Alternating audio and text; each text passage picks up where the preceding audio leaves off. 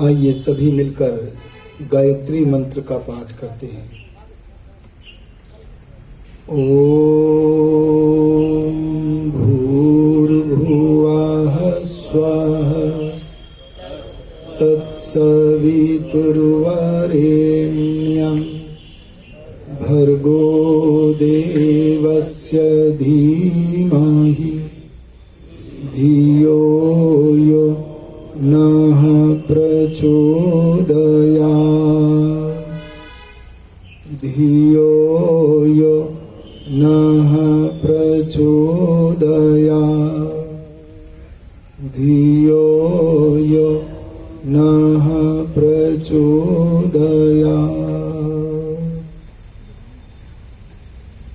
व्याख्यान वेदी पर विराजमान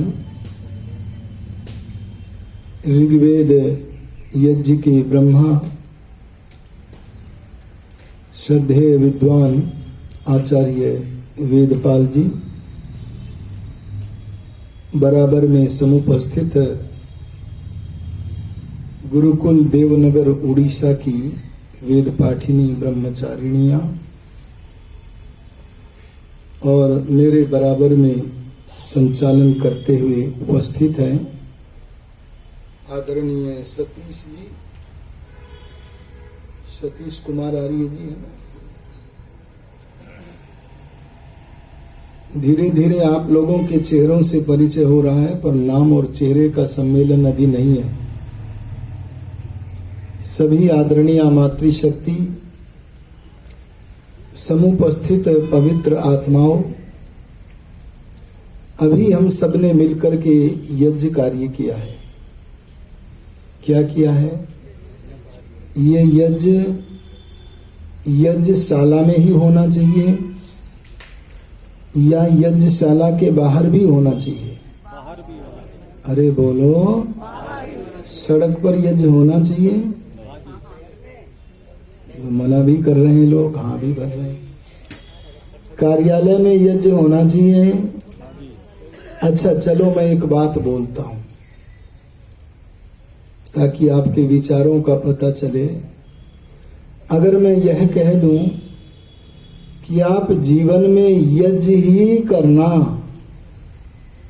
क्या बोला मैंने? जीवन में यज्ञ ही करना, यज्ञ के अतिरिक्त कोई भी, क्या बोला? कोई भी काम मत करना। क्या कोई तैयार है इसके लिए? सब काम बंद करने पड़ेंगे? सुन लो, केवल यज्ञ कर्म ही करना है। बोलो, कोई तैयार है? हाथ खड़ा करो। मैं और व्याख्या नहीं सुन रहा, मैं तो उस वाक्य को कह रहा हूं, यज्ञ ही करेंगे और कुछ भी। बोलो, तो कौन कौन तैयार है? देखें कोई है क्या इतना गंभीर? अच्छा, जो कहते नहीं भाई हम यज्ञ भी करेंगे और दूसरे काम भी करेंगे, वे कौन कौन है? वे हाथ खड़ा करो। वाह जी वाह। पर ध्यान देना, इस यज्ञ के द्वारा सीखना पड़ेगा कि परमात्मा के अनेक नामों में परमात्मा का एक नाम है यज्ञ। बोलो, क्या है? और परमात्मा जो भी कुछ करता है, अरे बोलो, परमात्मा जो भी कुछ करता है, जैसे सृष्टि की उत्पत्ति, सृष्टि का पालन, सृष्टि का संहार, जीवों के कर्म की फल व्यवस्था आदि आदि जितने भी काम करता है, उन सारे कर्मों का भी नाम बोलो क्या है? अरे बोलो, क्या है? यज्ञ। और परमेश्वर कहते हैं कि मैंने ये मानव तुझे धरती पर जन्म दिया है, तो एक ही काम है तेरा, तू यज्ञ ही कर, यज्ञ को छोड़कर दूसरा कोई भी कर्म मत कर। एक बार यह बात जब राजा जनक की सभा में कही गई, तो राजा जनक ने पूछ ही लिया महर्षि याज्ञवल्क्य से कि यज्ञ किसे कहते हैं। तब ऋषि याज्ञवल्क्य ने कहा, यज्ञो वै कर्म, यज्ञ कर्म का नाम है। और कौन से कर्म का? प्रत्येक का नहीं, श्रेष्ठतम कर्मों का नाम बोल दो। क्या है? इसीलिए ऋषि ने कहा यज्ञो वै श्रेष्ठतमम कर्म। खेती करना अच्छा काम है कि बुरा? इसका नाम क्या है? अच्छा। व्यापार करना अच्छा काम है कि बुरा? इसका नाम क्या है? अच्छा। एक व्यक्ति पानी में डूब रहा है, उस डूबते हुए व्यक्ति को बचाना अच्छा काम है कि बुरा? अरे बोलो, इसका नाम क्या है? अब बताओ कौन कौन तैयार है? हम यज्ञ ही करेंगे, यज्ञ भाव से पृथक जो कर्म है ऐसा एक भी कर्म नहीं करेंगे। इसके लिए कौन कौन तैयार है? हाथ खड़ा करो। हाँ, अरे अभी पुरुषों में नहीं गति आ रही है। अच्छा, फिर मैं दोबारा टटोलूं। जो कहते यज्ञ भी करेंगे, दूसरे भी करेंगे, वो हाथ खड़ा करो। ये आपको कुछ समझ में नहीं आया क्या? दूसरा कौन सा काम करोगे? बोलो। इसका मतलब आप सुन ही नहीं रहे हैं। देखो जी, ये क्या कह रहे हैं, मैं ध्यान से सुन रहा हूं। ये कह रहे और भी अच्छे काम करेंगे। मैंने क्या कहा था? ध्यान से सुना होता तो मैंने कहा था जितने भी अच्छे काम हैं वे यज्ञ के बाहर नहीं हो सकते। ये कहा था कि नहीं? जितने भी अच्छे काम हैं, अरे बोलो, संसार में जितने भी श्रेष्ठतम कर्म हैं उन सब का नाम, अरे बोलो, उन सब का नाम क्या है? और विराट यज्ञ भवन में प्रवेश करने का जो मुख्य द्वार है, उस मुख्य द्वार का नाम है पंच महायज्ञ। क्या है जी? हाँ, इसकी व्याख्या मैं कभी बाद में करूंगा। इसलिए श्रेष्ठतम कर्म करते जाओ, उन्हीं कर्मों का नाम यज्ञ है। केवल हवन का ही नाम यज्ञ नहीं है, बल्कि हवनादिक समस्त श्रेष्ठतम कर्मों का नाम बोल दो यज्ञ है। आप संध्या कर रहे हैं, नदी के किनारे अकस्मात कोई व्यक्ति उस नदी में डूब रहा है। उस अवसर पर क्या यह निर्णय करोगे पहले संध्या करते हैं बाद में देखेंगे इस व्यक्ति को, या संध्या को छोड़कर पहले उसे डूबते को बचाएंगे? बोलो। इस समय डूबते को बचाने का नाम क्या है? यही तो मैं कह रहा हूं। ये यज्ञ केवल यज्ञशाला में नहीं चलना है, हमारा सारा जीवन यज्ञ रूप बनना है। अरे बोलो, सारा जीवन यज्ञ की शिक्षा देने के लिए ये पंच महायज्ञ हैं। यज्ञ के लिए एक शब्द प्रयोग होता है हवन। क्या होता है? बोलो। ये हवन जिस वस्तु पर अवलंबित है उस वस्तु का नाम है हवि। बोलो, क्या नाम है जी? अगर हवि है तो हवन है, और हवि नहीं है तो बोल दो हवन। दो चीजें हो गई, आधार और आधेय। कितनी हो गई? आधार किसे कहते हैं? जिस पर कोई वस्तु टिकती है, जैसे मंच है, ये क्या है जी? और हम बैठे हुए ऊपर, हम क्या हो गए? आधेय। बोलो, क्या हो गए? आधेय माने जो टिका हुआ है, आधार माने जो टिकाए हुए है। अच्छा, दुनिया की हर चीज आधार भी है, आधेय भी है। ये चौकी को भी आधार चाहिए कि नहीं? ये आधार है हमारा, पर ये कहती है मुझे भी आधार चाहिए। तो बोलो, चौकी का आधार क्या है जी? पृथ्वी आधार है, ये चौकी क्या है? बोलो, आधे। अच्छा, पृथ्वी को भी आधार चाहिए कि नहीं? अरे जब सबको चाहिए तो इसको भी चाहिए। बोलो, पृथ्वी का आधार कौन है? हम मंत्र बोलते हैं सदाधार पृथ्वी। पृथ्वी का आधार कौन है? सह, वह परमात्मा है। अरे जब सबका आधार है तो बोलो, भगवान का भी आधार चाहिए कि नहीं? अरे बोलते क्यों नहीं? वाह, भगवान का आधार कौन है? चाहिए वालों, ध्यान देना। परमात्मा कहते हैं सबको आधार की आवश्यकता है। मैं सर्वव्यापक, सर्वशक्तिमान, सर्वज्ञ परमात्मा ही ऐसा हूं कि अपनी विशेषताओं के कारण मुझे किसी भी वस्तु की आधार की आवश्यकता। बोलो जी। ऋषि ने इस वाक्य को जानकर आर्य समाज के द्वितीय नियम में लिख दिया, परमात्मा सर्वाधार है। अरे बोलो, परमात्मा वो एक का नहीं, दो का नहीं, सबका आधार है, पर स्वयं उसे किसी आधार की आवश्यकता। मैंने दो शब्द बताए, आधार और आधेय। यहां हवन आधेय है और हवि क्या है? हवन आधेय है और हवि क्या है? आधार है। अर्थात हवि है तो हवन है और हवि नहीं है तो बोलो। ये हवि शब्द का प्रयोग बार बार अभी मंत्रों में हुआ था। कस्मै देवाय हविषा विधेम, कस्मै देवाय हविषा विधेम। आज मैं वहां पर किए गए अर्थ का अपने प्रवचन में अवकाश नहीं देख रहा हूं, कभी उसका विस्तार में वर्णन करूंगा, लेकिन अब मैं हवि का अर्थ बताता हूं। हवि शब्द के 3 अर्थ हैं।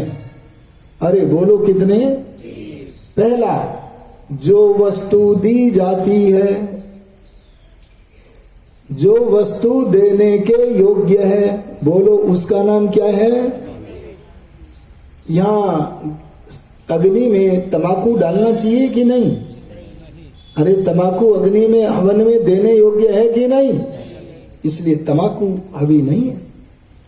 क्या है जी? सुगंधित, रोग नाशक, आरोग्य कारक, मिष्ट, ऐसे जो पदार्थ है ना, बोल दो वे क्या है? हवि। पहला अर्थ क्या बोला मैंने? जो वस्तु दी जाती है उस वस्तु का नाम क्या है? नंबर 2, जो वस्तु ली जाती है, जो वस्तु बोलो ग्रहण की जाती है, उसका भी नाम क्या है? यहां हवन में क्या देते हो? घी, सामग्री, समग्र पदार्थ से बनती है सामग्री। इन्हें देते हैं, देने के कारण है इनका नाम हवि। और इन्हें ले कौन रहा है? अरे यजमान दे रहा है तो ले कौन रहा है? अग्नि ले रहा है। अपने लिए नहीं, वापिस करने के लिए ही ले रहा है। यहां देना भी हुआ, लेना भी हुआ। और एक तीसरा अर्थ और है, जो वस्तु खाई जाती है। अरे बोलो, जो वस्तु, यहां खा कौन रहा है? आपके घी को और सामग्री को अग्नि खा रहा है। तीनों काम हो रहे हैं कि नहीं हो रहे? बस ये तीनों अर्थ या 2 अर्थ या 1 अर्थ, इन तीनों में से कोई भी अर्थ अगर घट रहा है तो उस वस्तु का नाम क्या है? हवि। बस हवि है तो हवन है, हवि नहीं है तो हवन नहीं है। एक बार एक सज्जन हवन करते हुए आए और कहने लगे, मेरा भी मन करता है मैं हवन कर लूं। हमने कहा, हवि लाओ, क्या लाए हो? बोले, मैं तो न घी लाया न सामग्री लाया। हमने कहा, क्या लाए हो फिर? बोले, जेब में कुछ रुपए तो हैं। अरे बोलो, कहीं रुपयों से हवन हो जाएगा? अरे बोलते क्यों नहीं हैं जी? अच्छा, आइए विचार करिएगा, रुपए देने के योग्य हैं कि नहीं? अरे रुपए देने के योग्य हैं कि नहीं? जल्दी जल्दी बोलो। तो 33 नंबर तो मिल गए। रुपए लेने के योग्य हैं कि नहीं? नहीं लेने योग्य। अगर देने के योग्य है तो लेने के योग्य भी हैं। अच्छा बोलो, रुपए खाने के योग्य है कि नहीं? अरे कोई जुगाड़ निकालो, निकाल लो। कोई नहीं निकालेगा हैं जी? अरे कोई जुगाड़ से खाओ। हाँ, ध्यान देना, या खाने का मतलब है उपयोग में लाना। अरे बोलो क्या है? आप उससे बादाम लेके खाइए, फल लेकर के खाइए, आम लेकर के खाइए, बोलो क्या बन गए रुपए। बस ध्यान देना, शास्त्रकार ने कहा जो वस्तु परोपकार के लिए दी गई है, जो ग्रहण की गई है और जो उपयोग में लाई गई है, ऐसी कोई भी वस्तु है, अरे बोलो उसका नाम क्या है। अभी हमने बिजनौर में आर्य समाज बनाया, हमारे कुलदीप जी मेरठ के एक परिवार में बैठे थे, तो हमने उनको निमंत्रण दिया, बोले ये मंदिर निर्माण यज्ञ है। बोले जी ये कौन सा है? हमने कहा आहुति देनी है इसमें। बोले इसमें क्या घी सामग्री लाना? हमने कहा नहीं, उसकी व्यवस्था तो है, उसमें आप वो दीजिए, सीमेंट दीजिए, सीमेंट की आहुति, उसमें सरिया दीजिए। बोले समझ गए। ध्यान देना, केवल हवन कुंड ये जो दृश्यमान है ना हमारे सामने, इसमें तो हवन होता ही है, लेकिन जहां जहां हम कोई पदार्थ दिया चाहते हैं और उसका उपयोग किया चाहते हैं, वो सारा का सारा पदार्थ बोलो क्या है? हवि। हवि है तो हवन है। एक व्यक्ति ने जब यह श्रवण किया कि रुपए हवि होते हैं, तो उसने कहा चलो हम रुपयों से ही हवन करते हैं। क्या सोचा जी? चलो हम रुपयों से ही हवन करते हैं। और बस उसने क्या किया, अपने घर में कुछ कोटि के महापुरुष का चित्र लगाया। अरे बोलो घरों में महापुरुषों के चित्र होने चाहिए कि नहीं? कई लोग चित्रों का विरोध करते हैं, जैसे मुसलमान, वेदों से बड़े दूर हैं। ऋषि मुनि कहते हैं चित्रों को लगाओ। अगर सामने चित्रों को लगाओगे तो उसका जीवन चरित्र यदि पढ़ा है, सारा का सारा जीवन चरित्र उस चित्र के द्वारा उसकी उद्भावना हो जाएगी कि नहीं, वो हमारे ध्यान में आवेगा। इसीलिए चित्र लगाओ। एक व्यक्ति ने कल्पना करो कि श्री राम का चित्र लगाया। किसका जी? अपने घर में श्री राम का चित्र लगाया, बड़ा सा चित्र। और उस चित्र को लगाने के बाद बड़ी आस्था के साथ, काहे के साथ बोल दो, बड़ी आस्था के साथ उसने श्री राम के चित्र के सामने अपनी जेब में से रुपए निकाले, अर्पित कर दिए, मानो अपना सर्वस्व अर्पित कर दिया। बोलो उसके रुपए हवि बन गए कि नहीं बन गए? अरे बोलते क्यों नहीं हो जी? हाँ करो, हाथ ऐसे आवाज नहीं आ रही, लंबा सा हाँ वाले हाँ करो जल्दी। 1 2, मैं व्याख्या थोड़ी सुन रहा हूं, हाँ कर लो यार ना, पूरा मौका है। व्याख्या करके दूसरों को भी इधर उधर कर देते हो। देखो हमारे कई भाई कह रहे हैं हाँ हवि बन गई। मैं उनसे पूछता हूं, आपके वे रुपए उस जड़ चित्र ने लिए? अरे बोलो लिए? अरे किसी के यहां लिए क्या? अरे जब लिए नहीं तो क्या आप दे पाए हो क्या? भाई बिल्कुल निश्चय पूर्वक बोलो, वैदिक शब्द लगा हुआ है यहां। अगर कभी भी किसी के कोई भोग पदार्थ को लिया हो तो हम माने तो दे दिया है। अरे न लेना बना, अरे बोलो न देना बना, और खाने का तो कोई प्रश्न ही। मुझे पता नहीं था, मैं एक परिवार में यज्ञ कराने गया। उस परिवार के मुखिया बड़े अच्छे वैदिक थे, और अन्य लोग जो थे, वो परिवार तो इधर उधर से आकर के बनता है ना, कोई कहीं से आई बेटी, कोई कहीं से है, तो वो रिले मिले लोग थे। तो हमने कहा तुम्हारे यहाँ भगवान जी को भोग चढ़ाते हैं? बोले हाँ जी चढ़ाते हैं हम। तो हमने कहा क्या चढ़ाते हो? मुझे ज्यादा गहराई में नहीं पता था कैसे करते होंगे। बोले जी मिश्री चढ़ाते हैं। मैंने सोचा वहां तो पुजारी जी ग्रहण कर लेते होंगे, यहाँ कैसा होता होगा। मैंने कहा क्या करते हो फिर उसका? बोले जी फिर हम ही खा लेते हैं। ध्यान देना, निकल के क्या आया कि जिस मूर्ति को, जिस चित्र को आपने देने की चेष्टा की थी, उसने लिया नहीं। अरे न लिया, न दिया, न खाया, तो हवि बोलो बनी क्या? अरे बोलो बनी क्या? बस ये 3 बात ध्यान देना। 3 देखो एक नया शब्द और यहां मुझे बीच में टोक दिया इन्होंने, भाव। ये अच्छी बीमारी पैदा हो रही है, भाव। अच्छा, भाव किसे कहते हैं? ये शब्द बीच में आते हैं, कभी कभी सहायक भी हो जाते हैं, पर प्रवचन को कई बार आगे बढ़ने नहीं देते हैं। अच्छा बोलो, ये क्या है? अरे बोल दो क्या है? अरे गोबर के भाव कर लो। कर लोगे क्या? या रोटी का भाव कर लोगे क्या? इसमें बोलो भाई, आज भाव कर लो, रोटी तो बनी नहीं, इसी में रोटी का भाव कर लो। अरे बोलो, काम चलेगा क्या? इधर बात ना करो, बात बंद दोनों की। अब कुर्सी अलग अलग कर लो दोनों। ध्यान देना, क्या भाव से काम चलेगा? भाव क्या है पहले ये समझो।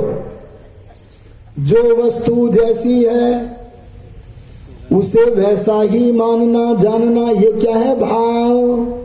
और जो जैसी वस्तु है उससे उल्टा जानना, ये भाव है कि अभाव है? तो फिर अभाव को भाव क्यों बोल रहे हो? ध्यान देना, भावना करनी है, भावना, अभावना नहीं करनी। जहां जो है सो मानना, सो जानना, यह है भावना, और उसके विपरीत जानना भावना नहीं है। इसलिए ध्यान देना, वहां मूर्ति के सामने चित्र के धरे गए वो पैसे आपके, बोलो हवी हवी नहीं बने तो हवन भी नहीं हुआ है। अच्छा, हम लोग कई बार यात्राएं करते हैं, हमारी बस या रेल कई बार नदियों के पुल के ऊपर से गुजरती है, तो कई भाई खड़े हो जाते हैं अपनी अपनी सीटों से, और सीटों से खड़े होकर के 100 का नोट, 100 का नहीं डालते? अरे कम क्यों डालते हैं? अच्छा, इसलिए कोई ऐसा प्रकार नहीं है कि वो 100 का नोट बिना उड़े वहां पहुंचे। चलो ट्रेन में तो खतरा उड़ जाएगा इधर उधर, परंतु जब ट्रेन से हट करके हम पुल पर खड़े हों तो 100 का, 500 का, 2000 का नोट अंदर जाल, ये तो देखो निकाल दिया, पत्थर में डालो सीधे। ये है तो नहीं हो सकता। ध्यान देना, मैं आपसे कहूंगा कि वो सिक्का बहते हुए पानी ने लिया, गोताखोर निकाल लेते हैं मौका पड़ता है तो। अरे न गंगा ने यमुना ने लिया, जब लिया नहीं तो दिया भी कहाँ, खाना भी नहीं बना। अरे बोलो, वो रुपए का सिक्का अभी। बस ये 3 बातें। अगर आपकी कोई वस्तु दी गई है और वो ली भी गई है और उसका उपयोग भी यथा उचित हुआ है, तो इसका नाम क्या है? हवि। और ऐसी हवि जहां हो गई है वो क्या है? हवन। एक सज्जन और खड़े हो गए, बोले हम हवन नहीं कर सकते। हमने कहा तुम क्यों नहीं कर सकते? कहने लगा मैं बड़ा निर्धन हूं, यहां तो धन की बात हो रही है, और मैं क्या हूं जी? तो हमने कहा कितने निर्धन हो बताओ? तो कहने लगा मेरे पास खाने को भोजन नहीं है। बोलो जी, निर्धन है कि नहीं? अरे सोचो जल्दी, बोलो। भोजन नहीं है उसके पास। सोचो कभी ऐसा दिन आएगा तो कितनी निर्धनता तब महसूस होगी।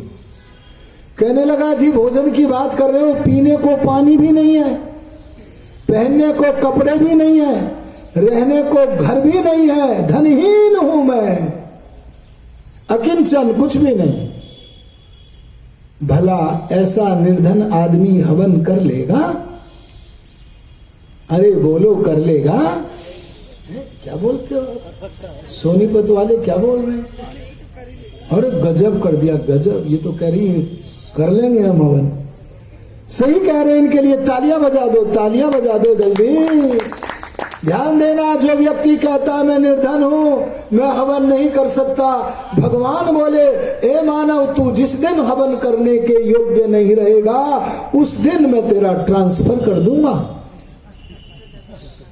बोले क्यों? बोले तुझे हवन करने को ही भेजा है और तू हवन के योग्य नहीं रहा तो तेरा स्थानांतरण वहां कर दूंगा जहां फिर से तू हवन करने के योग्य अवसर प्राप्त।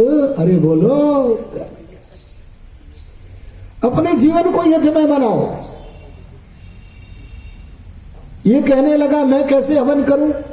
तो हमने कहा तू रुपए पैसे को ही धन मानता है, अरे तू अपने शरीर से हवन कर ले। अरे बोलो किससे कर ले? मुझे याद आता है, मैं अपने भाई डॉक्टर करमवीर आर्य जब गुरुकुल प्रभात आश्रम मेरठ में पढ़ते थे, सुन लो व्याख्या बाद में, अब नहीं बाद में बताना। मैं भाई के पास गुरुकुल प्रभात आश्रम में जा रहा था। मेरी बस जून के महीने में गर्मियों में ढाबे पर रुकी। ढाबा तो जानते हैं ना जी। और बड़ी गर्मी। मेरे बराबर की सीट पर बैठा हुआ एक व्यक्ति खड़ा हुआ और बस के द्वार से निकल के भागा। किधर भागा हुआ? नल की तरफ भागा, पर अपनी प्यास बुझाने के लिए नहीं भागा। मैंने बड़े ध्यान से देखा, खड़ा हो गया हैंडपंप पकड़ करके और लगा लोगों को पानी पिलाने। और जब उसने 20-25 लोगों को पानी पिला दिया ना, तो मैंने उससे कहा, भाई अब तुम पानी पी लो, मैं तुम्हारे लिए नल चला देता हूं। उसने मुझे याद आता है, मेरे प्रयास करने के बाद भी नहीं छोड़ा नल का हत्था। मैं भी पीकर उसको छोड़कर अपने स्थान पर आ गया। 60-70 लोगों को पानी पिलाकर जब वह वापिस आकर मेरे बराबर में बैठा, तो मैंने पूछ लिया, भाई तुमने मुझे नल क्यों नहीं चलाने दिया? तब वह कहता है, आचार्य जी पानी मैंने भी पिया, पानी सब यात्रियों ने पिया, पर एक अंतर रह गया, वो ये कि सबने अपने हाथों से अपने लिए पानी पिया, पर मैंने अपने हाथों से दूसरों को पानी पिलाकर जब पानी पिया, उस समय मुझे जो आनंद आया, वो आनंद इन सब में किसी को भी बोलो जी नहीं। बोलो उसके हाथ हवी बन गए कि नहीं बन गए हैं जी? और वो मेरे से एक बात पूछता है, मुझे याद आता है, वो मेरे से एक बात पूछता है, आचार्य जी एक बात बताओ, क्या भगवान किसी कर्म का फल दे देवे और किसी कर्म का फल न देवे, ऐसा है क्या? अरे बोलो। मैंने कहा नहीं, प्रत्येक कर्म का फल मिलेगा। तब वो कहने लगा, तो मैं तो बड़ा फायदे में हूं। जब परमात्मा प्रत्येक कर्म का फल देता है, तो मेरे हाथों से जो 70 लोगों की प्यास बुझी है, मुझे इस कर्म का फल न मिलेगा? मैंने कहा अवश्य मिलेगा। हाँ, इसी का नाम बोल दो, क्या है? यज्ञ। ये यज्ञ चलना चाहिए हमारा। एक व्यक्ति मुझे रास्ता बता रहा है, 2 लोग थे और आधा किलोमीटर हमारे को आगे आगे चल रहा है, पीछे पीछे मैं चल रहा हूं। दूसरा साथी कहने लगा, अरे तूने खामे खा राड ले ली है, अब तक तो हम घर चले जाते। मैंने सोचा छोड़ देगा, अंधेरा हो रहा है, रास्ता पता नहीं है। गजब की बात कह गया वो। कहने लगा, ये मित्र, इन आंखों से अपने लिए रास्ता रोज ही देखते हैं, आज इन आंखों से दूसरे को रास्ता दिखाकर जब अपने घर में जाएंगे तो आनंद आएगा। बोलो इसका नाम क्या है?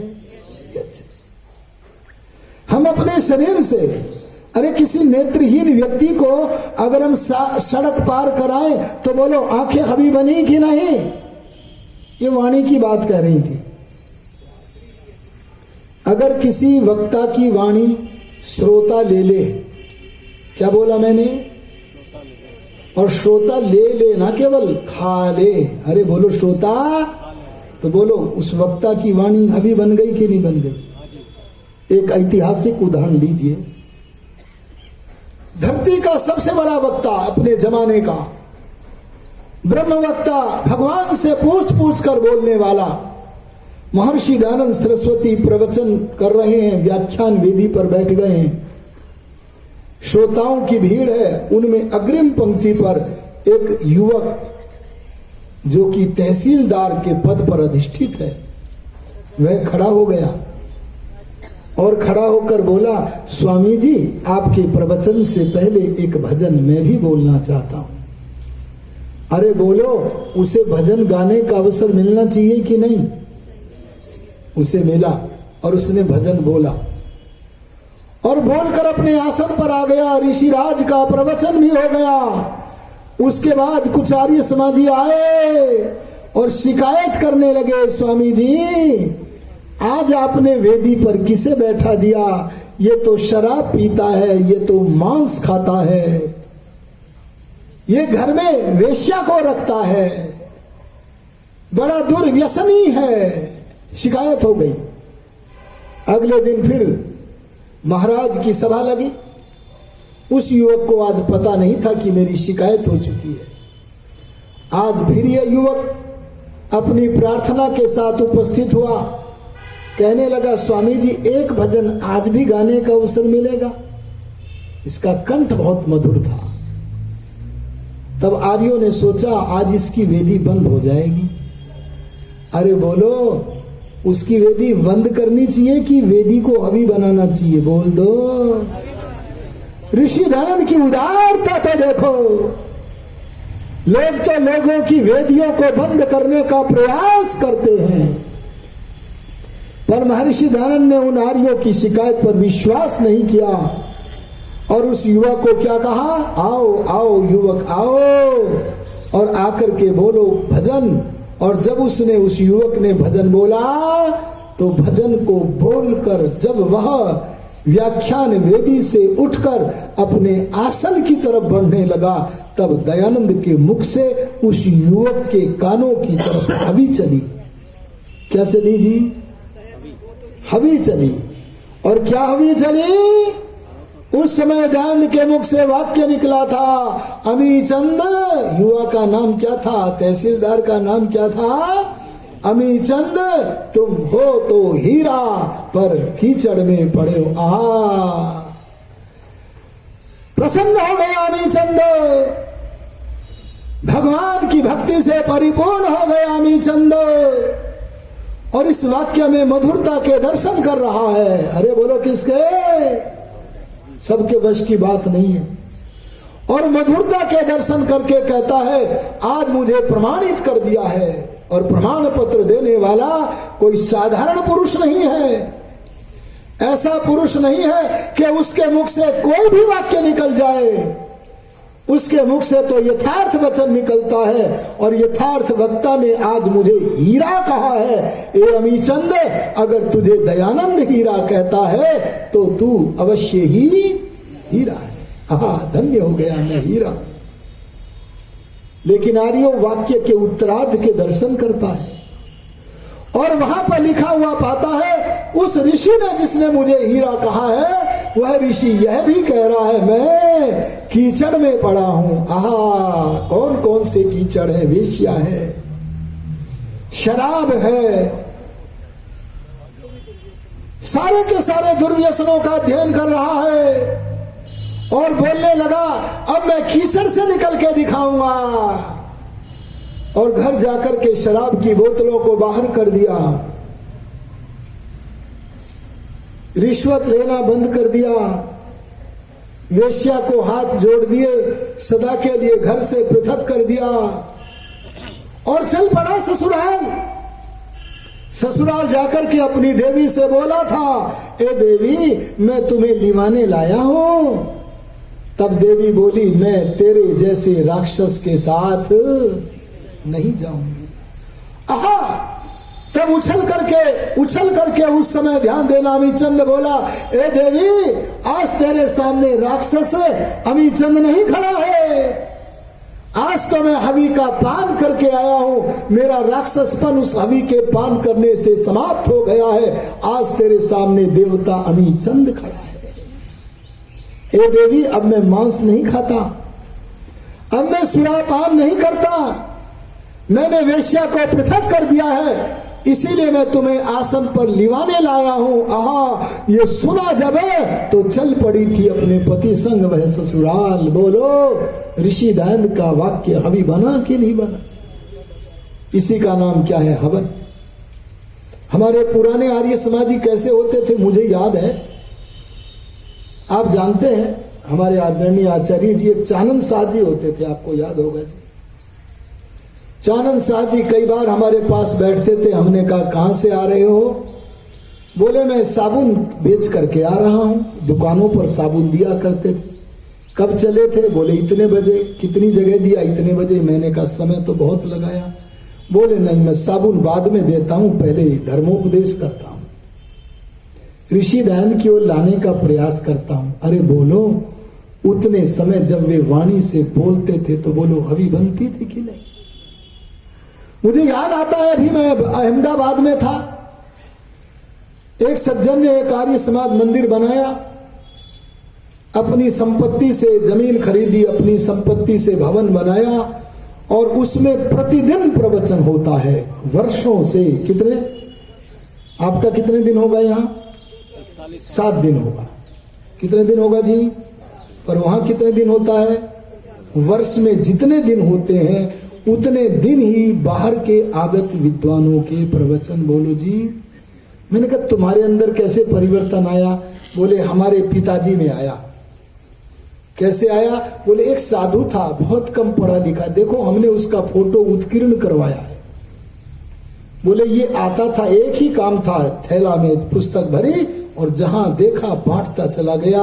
मेरे पिताजी शराबी भी थे, मांसाहारी भी थे, तमाम दुर्गुण थे, पुस्तक डाल जाता, आगे बढ़ जाता।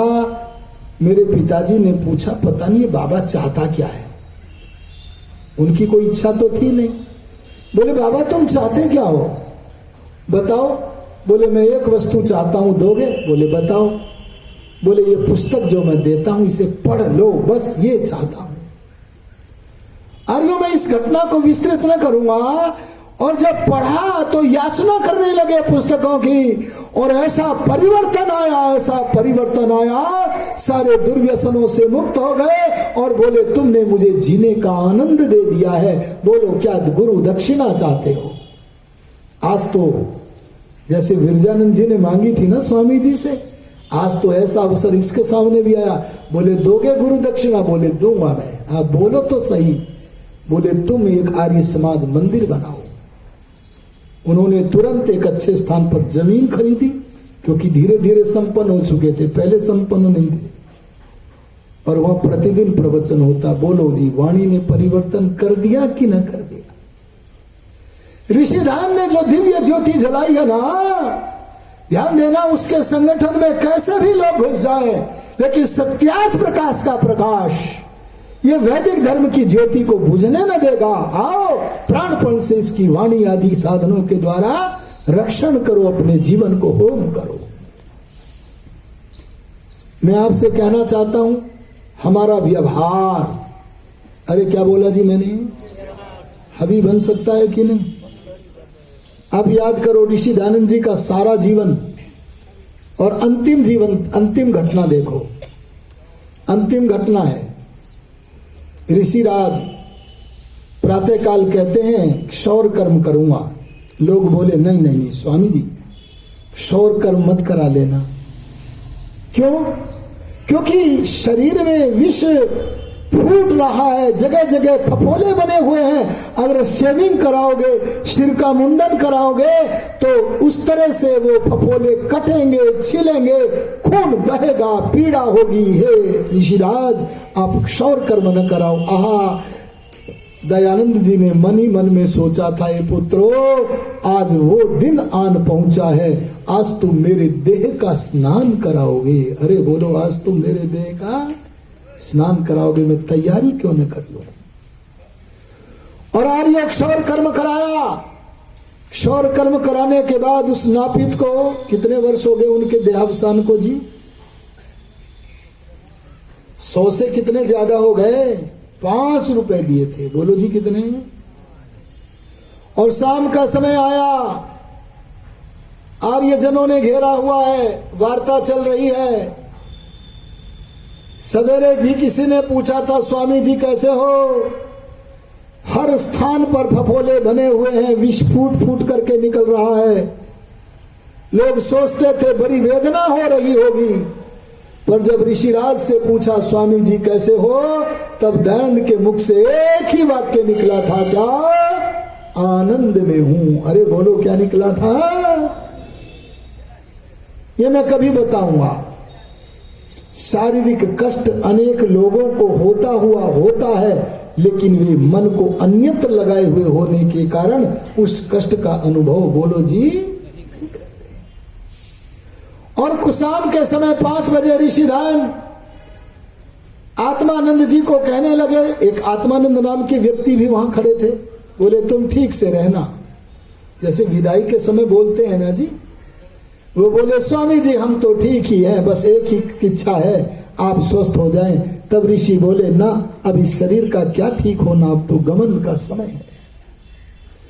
वहां उपस्थित 2 लोगों को अंतिम भौतिक दक्षिणा 2 दुशालों के रूप में दी। वो लेना ना चाहते थे, उन्हें विवश किया और 2 दुशाले उन्हें समर्पित करके सवारियों को ये कहकर तुम ठीक से रहना। 2 आदेश किए थे मेरे देवता ने। क्या? पहला, तुम सब मेरे पीछे चले हो जाओ। एक पिक्चर दिखाऊंगा, एक दैवी दृश्य दिखाऊंगा। ये जो क्रांति आई थी ना, कल हमारे बीच में आचार्य प्रदीप जी और